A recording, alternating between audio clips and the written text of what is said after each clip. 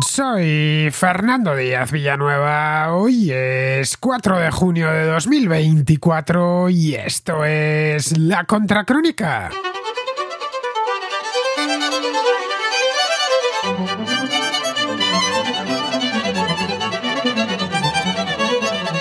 Claudia Sheinbaum, antigua jefa de gobierno de Ciudad de México, se convertirá en la primera presidenta de este país tras lograr una arrolladora victoria en las elecciones de este domingo. Unas elecciones que a lo largo de toda la campaña se han leído como un plebiscito sobre el sexenio de Andrés Manuel López Obrador, conocido también por sus iniciales de AMLO. López Obrador es el presidente saliente. Sheinbaum era la candidata del partido gobernante, el Movimiento de Regeneración Nacional, más conocido por su acrónimo Morena, y era la protegida personal de Obrador. El recuento está aún en marcha en el momento en el que grabo este programa, pero con un 60% de los votos escrutados, Sheinbaum ha obtenido el 58% de los votos. Le sigue Xochitl Gálvez del Partido de Acción Nacional, el PAN, con un 28%, y Jorge Álvarez Maínez del Movimiento Ciudadano con un 10%.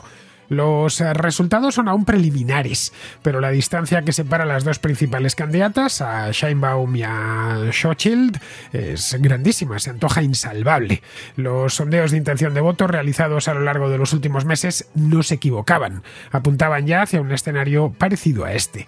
La mayor parte de ellos daban a Sheinbaum una ventaja de unos 20-25 puntos más o menos, pero con los números que tenemos en este momento podrían ser muchos más. La victoria de Sheinbaum certifica la popularidad de López Obrador, que desde que llegó al poder en 2018, llegó al poder con un número de votos menor que los que tiene en este momento Sheinbaum, o por lo menos con un porcentaje menor, con un 53% de los votos. Pues bien, este hombre ha dedicado crecientes partidas del presupuesto a programas de asistencia social, lo que le ha reportado de forma continua índices de aprobación muy elevados, casi siempre en torno al 60%. Junto a estos programas, AMLO ha impuesto algunos ajustes de gasto federal que fueron bien recibidos por la opinión pública. Es probable no, seguro, que de haber podido presentarse de nuevo habría revalidado el cargo. Pero en México la reelección presidencial está prohibida. Los presidentes solo disponen de un mandato y eso les obliga a buscar un sucesor al término del mismo. Este domingo también se celebraron en México elecciones legislativas. Tanto la Cámara de Diputados como el Senado se renovarán por completo junto a gobernadores y alcaldías. Los resultados preliminares apuntan a la posibilidad de que Morena se haga también con una mayoría de 2/3 en el Congreso, algo imprescindible para efectuar reformas constitucionales sin necesidad de recurrir a los partidos de la oposición. Esto podría permitir a la nueva presidenta poner en marcha una serie de iniciativas legislativas que han quedado pendientes durante el mandato de López Obrador. Algunas de ellas son polémicas, como la reforma energética, la del Poder Judicial o la del Instituto Electoral. Respecto a las elecciones a gobernador, México, recordemos, es un país federal compuesto por 32 estados. Los primeros resultados indican que ahí la victoria de Morena también será consistente. Si la tendencia del recuento se mantiene, ganarán 5 gobernadores, lo que les dará al gobierno de un total de 28 estados, 28 de 32. Tras estas elecciones, Morena se ha convertido en el dueño absoluto de México, algo que a muchos analistas les sorprende, ya que el sexenio de AMLO tiene tantas sombras como luces. Su sucesora hereda un buen cúmulo de problemas, algunos francamente difíciles de resolver, como la violencia. México es hoy un país tanto o más peligroso que cuando AMLO asumió el cargo. En estos 6 años se han producido 187.000 homicidios, 31.000 más que en el mandato de Enrique Peña Nieto y 66.000 más que en el de Felipe Calderón. Un dato que lo dice todo. Solo durante la campaña electoral, 37 candidatos han sido asesinados. La política de abrazos y no balazos no ha funcionado, como tampoco lo ha hecho la de migración o la económica. Un legado complicado que los mexicanos han enaltecido en las urnas.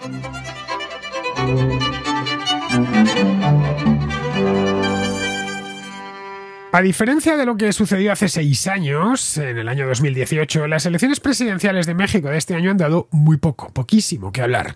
Seguramente porque todos conocíamos de antemano quién iba a ser la ganadora. Esa persona es Claudia Sheinbaum, de la que os he hablado poco, la verdad, porque ha dado poco que hablar esta mujer aquí en La Contracrónica a lo largo de estos últimos, sobre todo el último año. Bien, esta mujer era la alcaldesa de Ciudad de México hasta junio del año pasado. Bueno, tratándose de Ciudad de México, habría que decir jefe de gobierno, que ese es su título oficial. Bien, Claudia Sheinbaum, completamente desconocida en el extranjero, empezará a serlo a partir de ahora, ya que es presidenta de México, que será presidenta de México en breve, pues en México es muy conocida, obviamente, como todos los jefes de gobierno de la capital. La capital es conocidísima. Es una mujer de 61 años, 62, cumplirá el próximo día 24 de junio, que lleva en política casi 25 años, desde que entró como secretaria de Medio Ambiente de López Obrador, cuando López Obrador se encontraba como jefe de gobierno del entonces Distrito Federal. Desconozco por qué le dio esta cartera de medio ambiente, de esto estamos hablando ya de hace mucho tiempo, aunque echando un vistazo sobre su currículum, cosa que he hecho a lo largo de la campaña para saber exactamente quién era, es fácil de entender. Sheinbaum es licenciada en Ciencias Físicas y luego ya posteriormente hizo una maestría de Ingeniería Energética.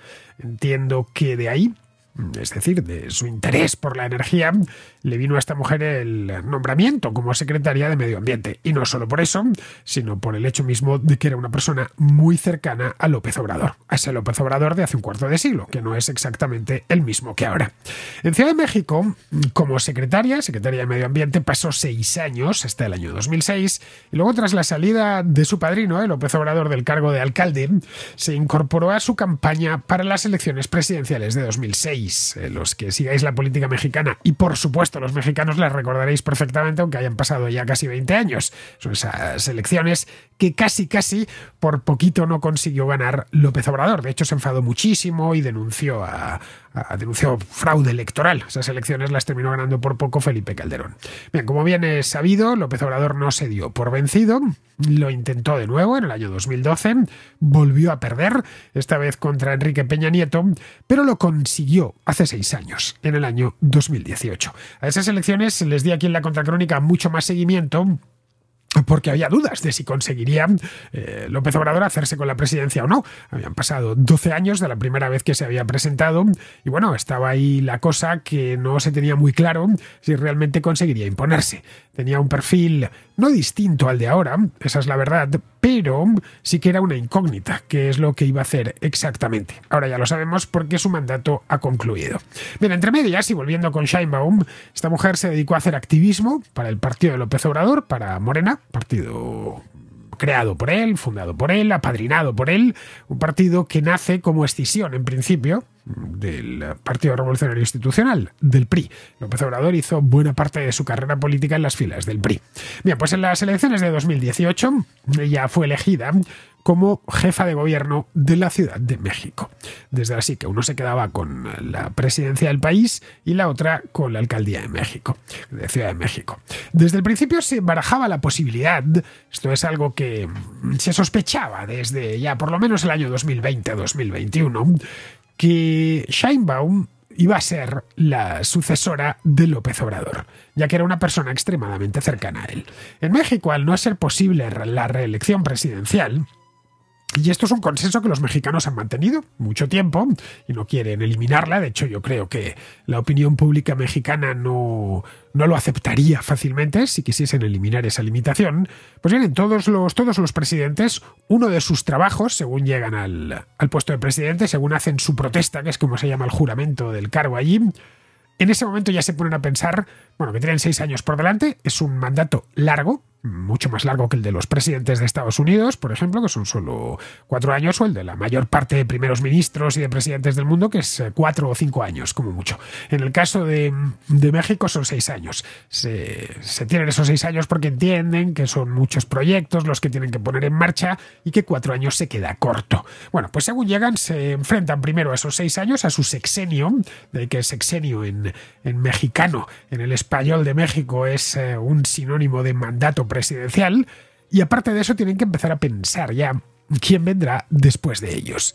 Esto es algo que han hecho todos los presidentes de México. La sucesión es algo fundamental. ¿A quién van a presentar para continuar su legado? Esto es importante para ellos, obviamente, pero no solo eso. También para que el partido pueda mantenerse en el poder, porque aunque el presidente se tenga que ir, se pueden quedar sus ministros, se pueden quedar todos los altos cargos que ha nombrado, incluso muchos de ellos ascender con el nuevo presidente. Bien, pues con Sheinbaum ya se pensaban, hace 4 años, 3-4 años, que iba a ser la sucesora. No se sabía muy bien porque López Obrador ha sido un presidente con un perfil personal muy marcado, marcadísimo. muchísimo, de hecho.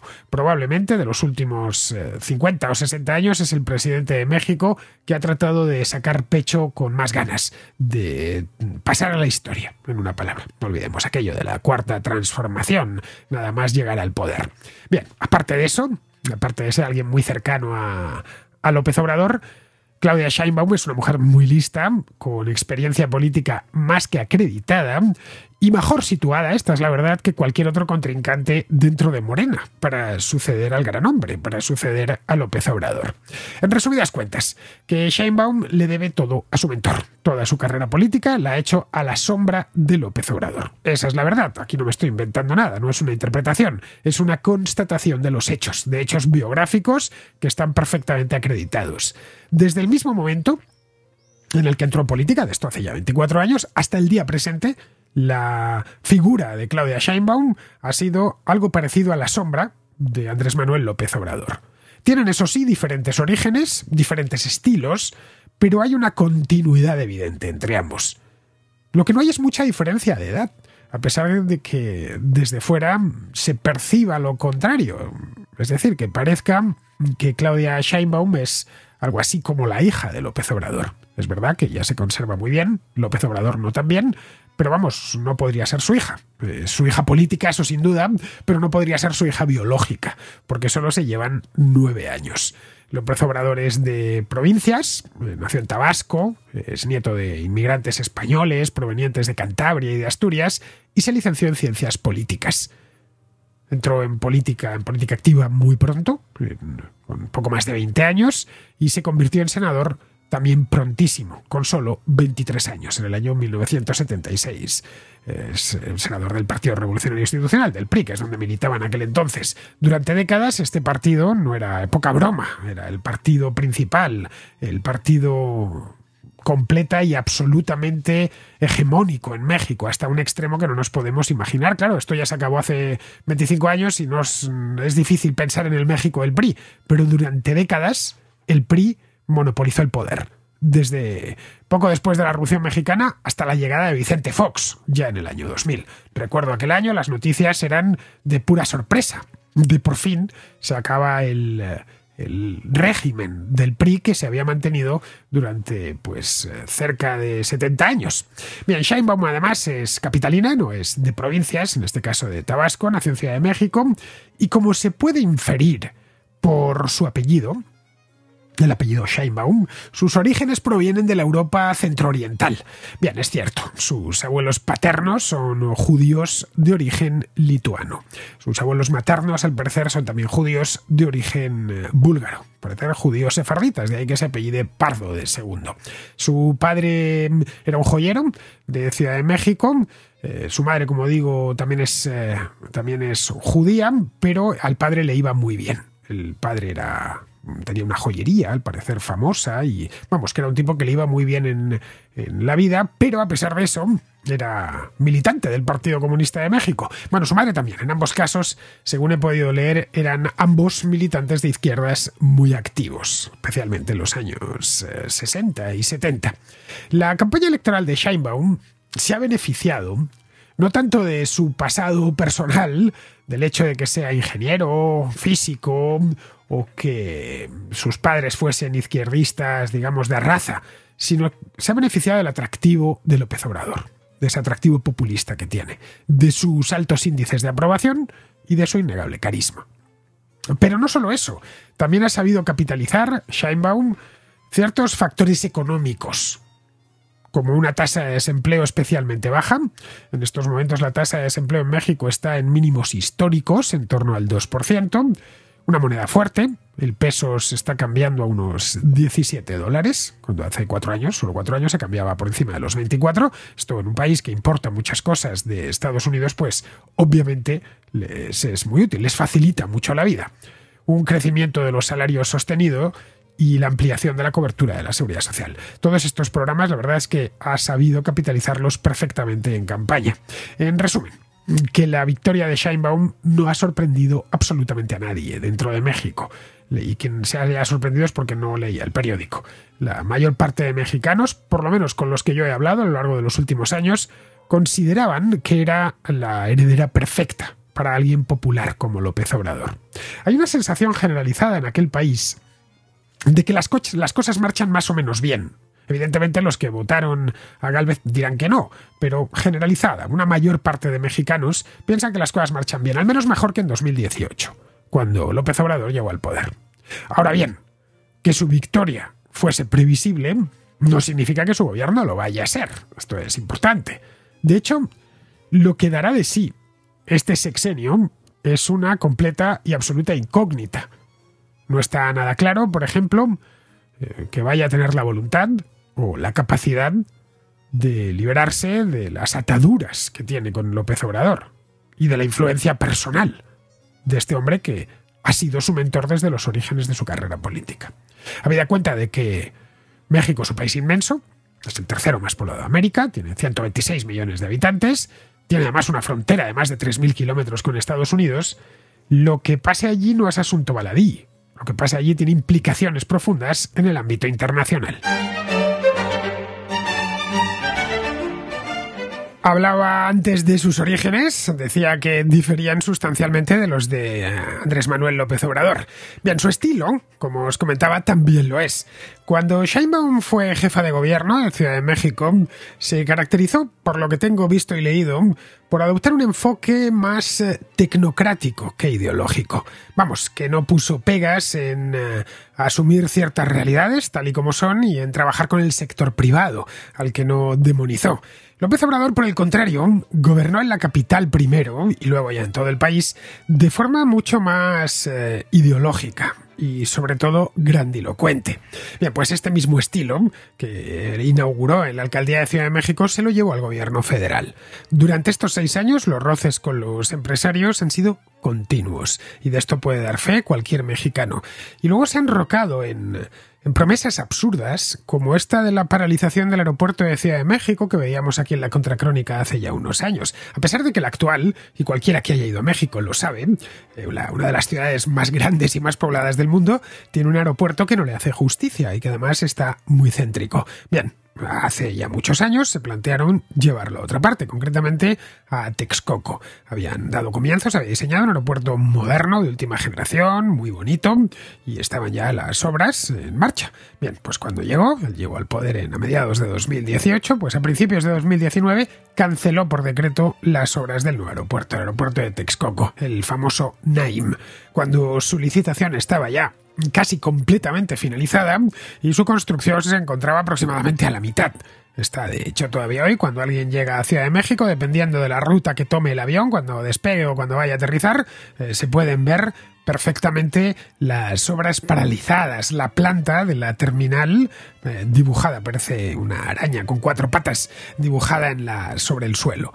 Esto fue un capricho inexplicable de López Obrador nada más llegar al poder.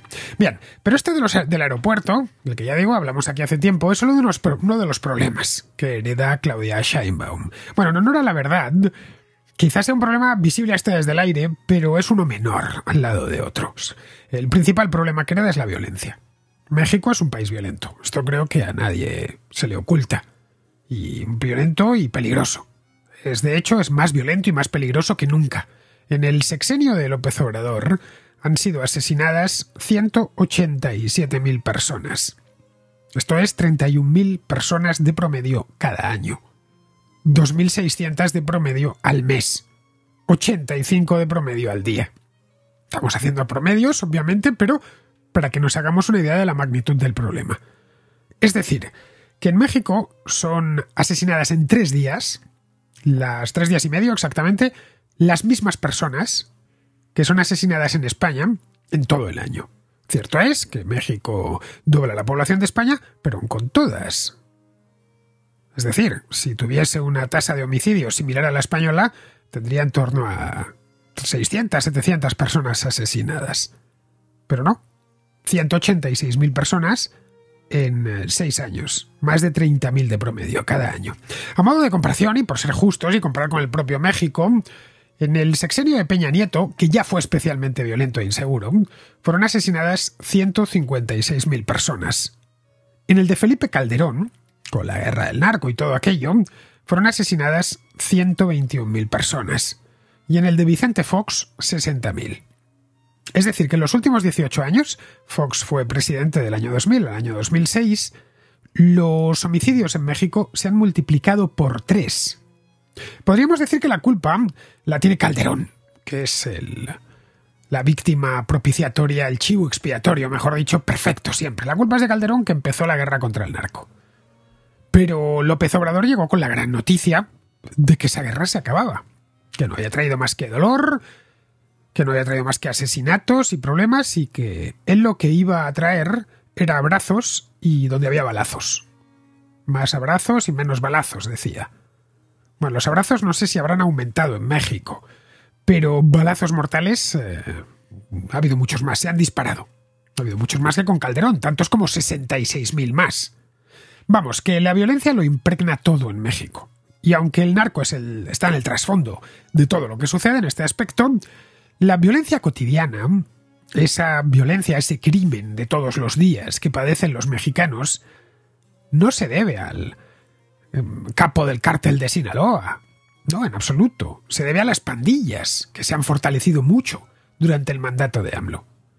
Las pandillas no solo hacen la vida imposible a muchos mexicanos, es que también trafican con personas en la frontera con Estados Unidos, contrabandean con fentanilo, perpetran secuestros, extorsionan a comerciantes. Vamos, cuando digo que hacen la vida imposible, es que hacen la vida imposible. Otro problema que hereda Sheinbaum es el del comercio y la inversión. Así a primera vista, México tiene, en principio, muchísimo que celebrar tras estos 6 años de López Obrador. Han tenido el comercio, el acuerdo de libre comercio, lo firmaron con Donald Trump, todavía estaba de presidente, el TEMEC. Incluso el año pasado, en 2023, México superó a China, convirtiéndose en el mayor socio comercial de Estados Unidos. La inversión extranjera directa en México ha aumentado en estos años. Se ha beneficiado, evidentemente, de la diversificación de las cadenas de suministro fuera de China. Pero si nos acercamos, lo primero que vemos es que para México estos 6 años han sido una oportunidad perdida. Vamos, que México puede hacerlo mucho mejor. La inversión por parte de multinacionales que no estaban presentes en México antes de la llegada de López Obrador sigue siendo muy baja. Es decir, que hay cierta desconfianza a la hora de invertir en aquel país.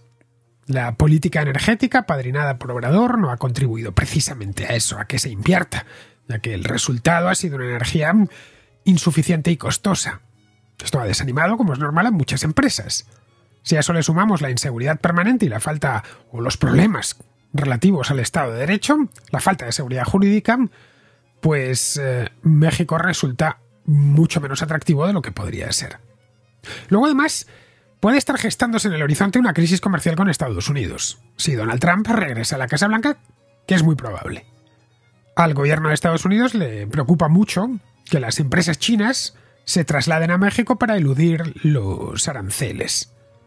Esto podría alcanzar un punto crítico. En el año 2026, dentro de 2 años, cuando Estados Unidos, Canadá y México tengan que revisar el acuerdo comercial. Sheinbaum tendrá que demostrar que acoge con los brazos abiertos a la inversión extranjera, pero que a la vez es dura con las empresas chinas, que infringen las normas del TEMEC. Vamos, tiene que abordar todos estos desincentivos a la inversión creados por Obrador e invertirlos. Luego, por último, Sheinbaum hereda una ominosa carga de su padrino, que es la del ataque permanente a la democracia mexicana y a la institucionalidad mexicana. López Obrador ha debilitado las instituciones lenta pero cuidadosamente desde que llegó al poder. Sheinbaum debería transmitir que no va a seguir por ese camino, vamos, que cree en la independencia de instituciones fundamentales como el Instituto Electoral o la libertad de información. Eso no implica que vaya a cambiar mucho de su programa, pero una parte sí, claro. Eso implica, por ejemplo, no seguir con ciertos proyectos de reforma constitucional, incluyendo uno para dinamitar lo poco que queda de independencia judicial en el país. Y que es posible que pueda llevarlo a cabo porque tenga mayoría en el Congreso. La pregunta, por lo tanto, es si estará a la altura de los desafíos que se le presentan. Es posible que, aunque quiera acometerlos, que no está ni mucho menos claro, se vea atrapada por la agenda ideológica y nacionalista de Morena, de su partido y del propio AMLO. A fin de cuentas, es su protegida. Y todo se lo debe a él, como os decía antes. De hecho, durante la campaña electoral habló más de continuidad política y de perseverar en el legado de López Obrador que de su propio programa. No sé, igual esperaba llegar a la presidencia para librarse de esas cadenas. Pero vamos a asumir o a suponer que desea desligarse de la herencia recibida. Es una posibilidad. Bien, tendrá poder para hacerlo. López Obrador asegura que se retira de la política por completo. Lo ha dicho en varias ocasiones. Tiene ya más de 70 años y su idea es jubilarse en su finca. Se va a establecer en su finca de Chiapas y que se olvidará de todo. Bueno, esta finca se llama La Chingada, lo cual da que pensar porque, como bien es sabido, en México mandar a alguien a la chingada es lo mismo que enviarle a la mierda. No sabemos cuánto tiempo querrá estar en la chingada López Obrador, o si realmente piensa irse a la chingada y dejar de enredar, que no lo sabemos tampoco. Casi todo el mundo lo duda. Es difícil ver a un tipo tan obsesivo, tan ególatra, tan me tomen todo, largándose definitivamente. Es cierto que no será presidente. Ya no lo será, desde que tome posesión Sheinbaum. Pero sigue teniendo influencias sobre Morena y sobre la propia Sheinbaum. Muchos políticos de todo México le deben su cargo, incluida la presidenta, a partir del mes próximo. Eso sí, hay elementos que invitan al optimismo. Sheinbaum enfrenta severas restricciones presupuestarias que le impedirán cometer ciertas insensateces. No puede, además, competir con el carisma de López Obrador.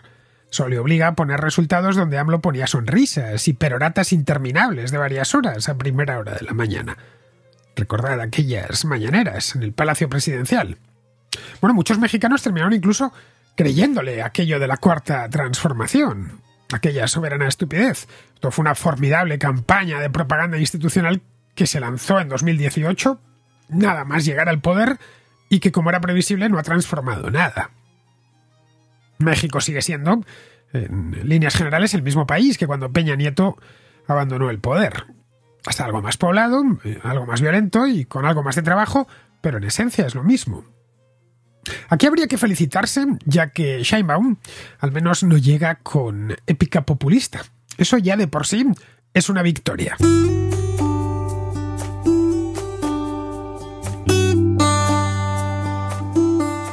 No hay mayor contento que regresar a casa después de un día agotador y ver cómo tu gato sale a recibirte. O salir 5 minutos y al volver a encontrarte con tu perro esperando en la puerta mientras mueve el rabo. Las mascotas son una fuente de satisfacción continua, por eso son tan populares. Para sus dueños son uno más de la familia, y como tal les tratan. Si en casa estamos todos asegurados, ¿por qué no habría de estarlo nuestra mascota? Y es ahí donde aparece Mapfre, que ofrece el seguro de mascotas más completo. Aparte de una red de centros veterinarios muy amplia, los seguros para mascotas de Mapfre ofrecen una gran variedad de coberturas para tu perro o tu gato, como gastos veterinarios, estancia en residencias por hospitalización, chat veterinario, defensa jurídica y mucho más.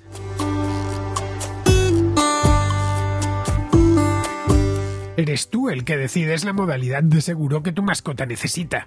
Los hay muy sencillos, como el de responsabilidad civil, o mucho más específicos para enfermedades o accidentes. No esperes más, infórmate en mapfre.es y contrátalo ya. Tu mascota no se merece menos.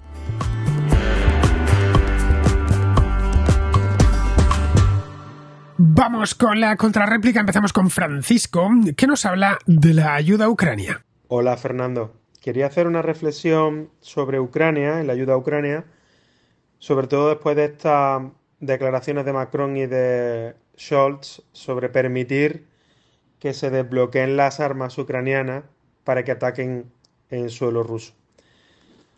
Porque derribar las bombas que atacan una ciudad es muy poco eficiente, es mucho mejor atacar la base de donde despega el avión, ya que un avión puede llevar muchas bombas y acertarle y destruir ese avión significa salvar a la ciudad de manera más efectiva. No solo es más efectivo, sino que además es mucho más barato.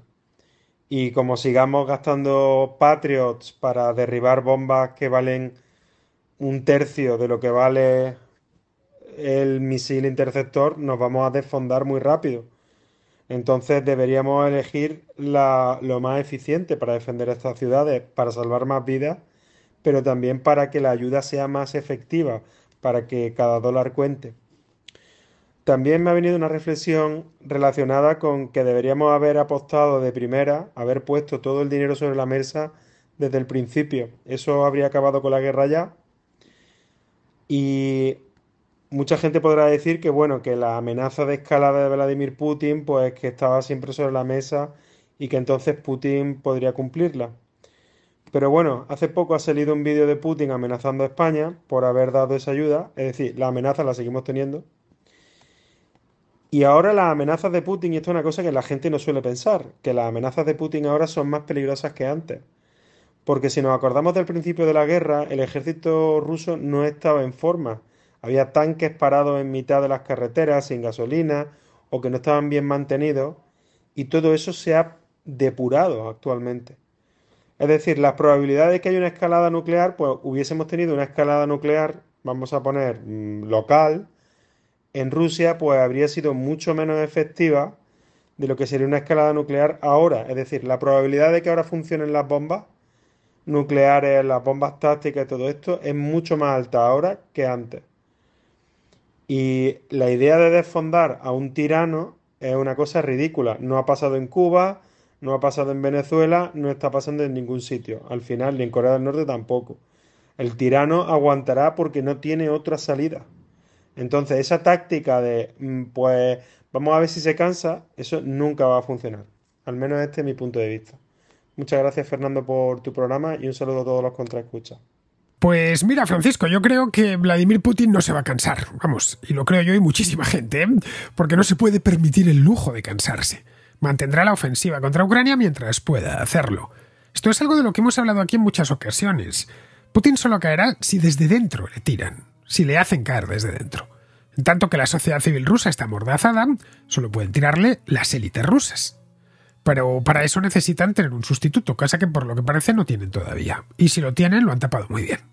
Evidentemente, para estas élites el modo en el que se está desarrollando la guerra a Ucrania es un tanto humillante. A ver, que un país al que consideran débil y al que hacen de menos continuamente les haya plantado cara de esta manera y mantenga la resistencia 2 años y medio después, pues a ver, es una humillación. Para esos rusos que creían que su ejército era el más poderoso del mundo, o por lo menos que estaba entre los más poderosos del mundo. De ahí que Putin se vea obligado a mantenerse en sus 13, a seguir a la ofensiva todo el tiempo que haga falta y al coste que sea necesario. No admite otra salida que o una victoria o una derrota que no lo parezca. Es decir, algo parecido a una partición de Ucrania apoderándose del este del país, de la zona del Donbass, para que pueda venderlo a la opinión pública en Rusia, bueno, y a las propias élites rusas como un engrandecimiento de la federación. Como bueno, no hemos conseguido lo que se buscaba al principio, que era colocar toda Ucrania a nuestro servicio, pero al menos nos hemos anexionado 2 o 3 provincias. En la mentalidad rusa el tema territorial es muy importante. Respecto a la ayuda a Ucrania, efectivamente, Francisco, si Occidente hubiese sido algo más firme desde el principio, más decidido, y no nos veríamos en estas. Recuerda la que se armó con lo de los tanques Leopard de hace año y medio. Que si sí, que si no, que si un número limitado. Al final los tanques Leopard llegaron demasiado tarde. Lo mismo se puede decir con otro tipo de armamento, como los cazas F-16. Este tipo de armas no basta con entregarlas, tienes además que entrenar al personal, y son entrenamientos largos, y comprometerte con su mantenimiento. Estas cosas no se hacen de un día para otro ni de un mes para otro. Las guerras de nuestro tiempo implican el uso de un armamento muy sofisticado y no de simples fusiles y balas, que se pueden enviar en cajas a bordo de unos vagones de tren y que están listas para su uso nada más descargarse. En cuanto a lo que comentas de ir destruyendo los misiles que le envía Putin a Ucrania, así uno a uno, pues sí, efectivamente es algo tremendamente ineficiente y costoso. La munición guiada es cara. Bueno, es más cara que, por ejemplo, esos drones baratos que compran a Irán, y no merece la pena desgastarla en ese tipo de ataques. Es decir, estás enviando un proyectil que a lo mejor ha costado 10 o 15.000 dólares para destruir un dron que ha costado 3.000. Estoy poniendo números al tuntún, pero para que nos hagamos una idea. Lo útil es liquidar al lanzador, ya sea un avión, una plataforma, artillería. A ver, como defensa in extremis está bien poder parar las balas, pero no hay mejor defensa que liquidar al tirador. En la Segunda Guerra Mundial, durante el Blitz, los británicos, en el verano del 40, tuvieron que conformarse con derribar a los aviones alemanes de la Luftwaffe sobre el cielo de Gran Bretaña, la última línea de defensa. Pero en cuanto pudieron, pasaron a atacar los aeródromos en el continente, en el norte de Francia y en la propia Alemania. Pues algo parecido debería hacerse ahora. Además, esta guerra la inició Vladimir Putin, pero su país no está sintiendo las consecuencias de la agresión, o no lo está sintiendo directamente, más allá de algunos ataques aislados que han realizado los ucranianos de manera muy rudimentaria. No está de más que perciban que su país es el agresor y que eso tiene consecuencias. En la Segunda Guerra Mundial los aliados no se limitaron a actuar y a bombardear los territorios ocupados por los nazis. En la medida de sus posibilidades, desde el primer momento apuntaron a Alemania, para que el ejército alemán no tuviese un santuario donde esconderse y para que los alemanes percibiesen el coste de la guerra. En fin, pues algo similar debería hacerse con Rusia. Bien, vamos ahora con Adrián, que vive en Winterthur, en Suiza, que ha visto un par de entrevistas que hemos hecho Alberto Garín y yo sobre contra la Revolución Francesa, que acaba de ser lanzado. Estuvimos el jueves pasado en Pamplona y este fin de semana pasado firmando en la Feria del Libro. Pues bien, nos pregunta directamente sobre el Estado-Nación. Hola, buenas, Fernando. Últimamente he estado viendo varios vídeos sobre el libro este que habéis escrito tú y Garín contra la Revolución Francesa y bueno, me ha surgido una pregunta viendo vuestros vídeos y he visto que a raíz de la Revolución Francesa fue que surgió el término de Estado-Nación, ¿no? Que se vinculó eso. Mi pregunta es, antes de la Revolución Francesa no existía el término, entiendo, Estado-Nación. ¿Qué había antes? Es decir, ¿qué se utilizaba para referirse al conjunto de un territorio nacional y a los habitantes que había dentro de él?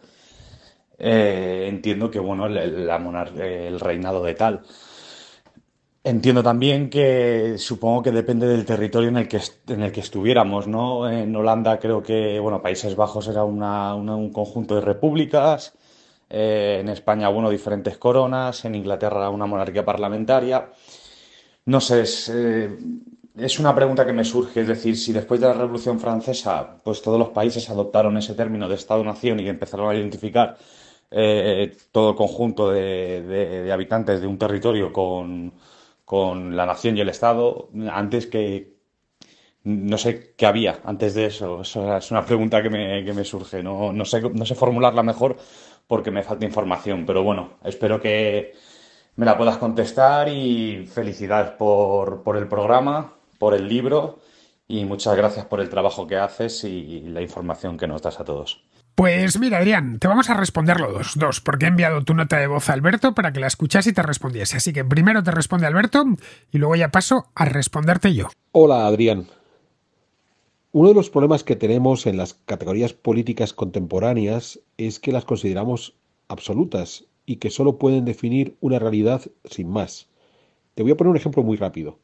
Yo he consultado numerosos documentos de comienzos del siglo XVI, cuando gobernaba la reina Juana y su hijo, el emperador Carlos V, en el que las personas que escribían a la corte le decían al emperador: esperamos que usted, Majestad Imperial, pueda seguir resolviendo las cosas de la forma oportuna que está haciendo para esta república.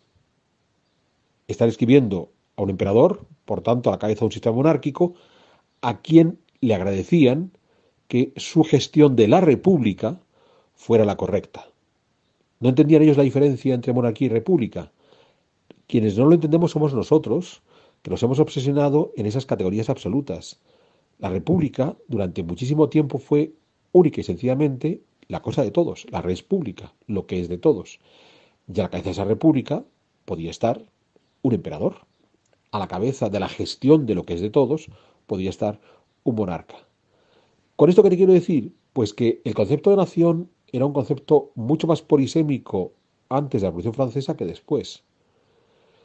Por ejemplo, en los colegios universitarios medievales, los colegios se organizaban por naciones. ¿Esto qué significa? Pues significa que podía haber un colegio para portugueses y podía haber un colegio para castellanos y podía haber colegio para aragoneses. ¿Esto implica que hay tres naciones, Portugal, Castilla y Aragón?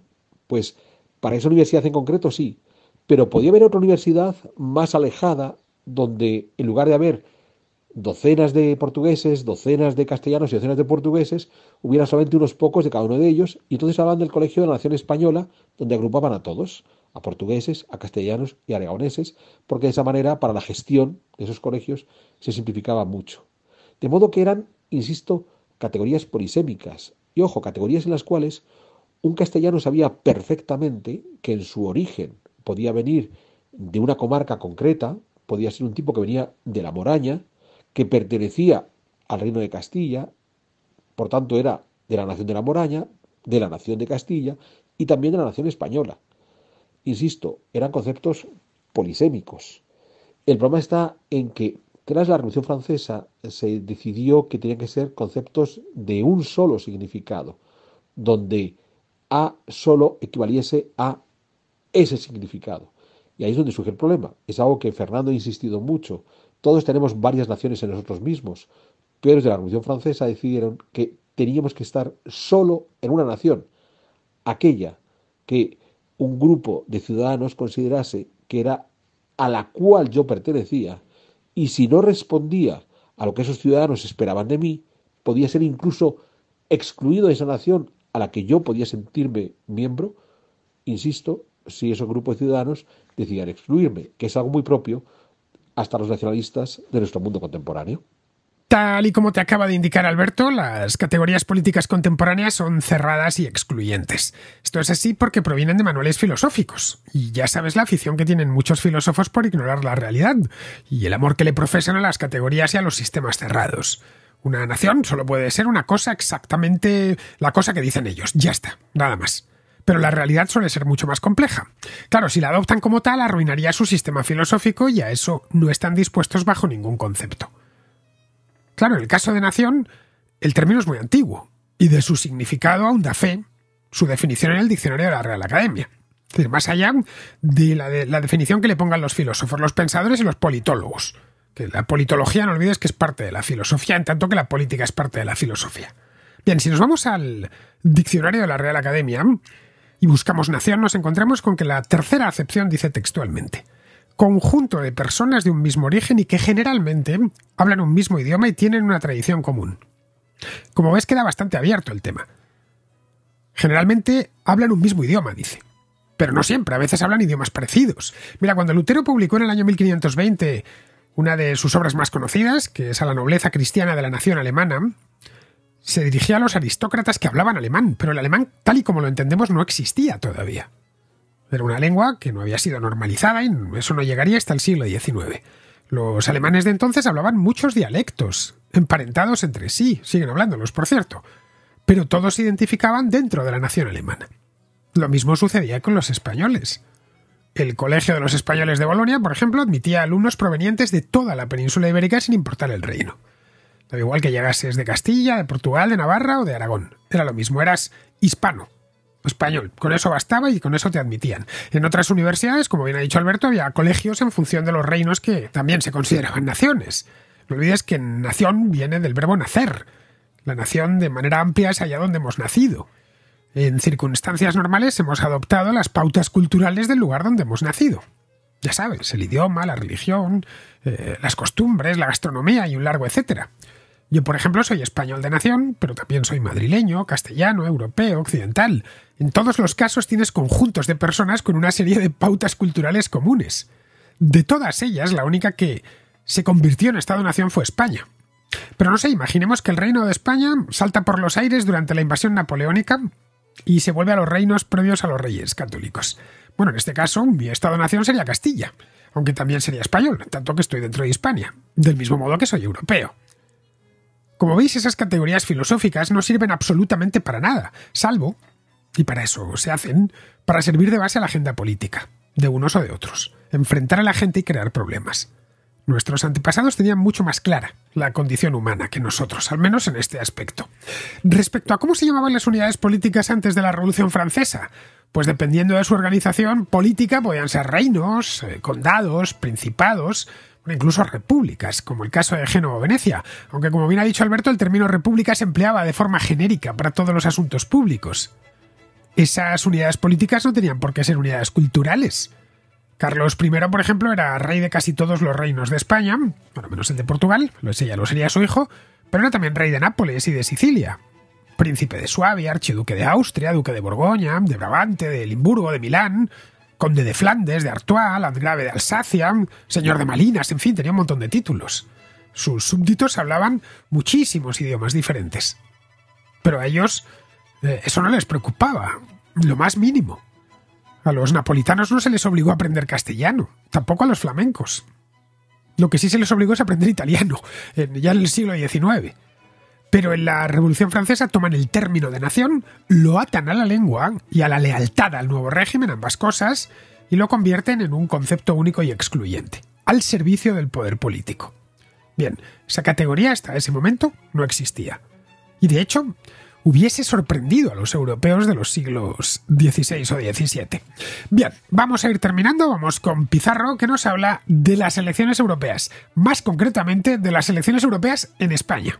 El peso de este voto en las decisiones europeas es infinitesimal y el peso en la legitimación del despilfarro de los fondos europeos es absoluto.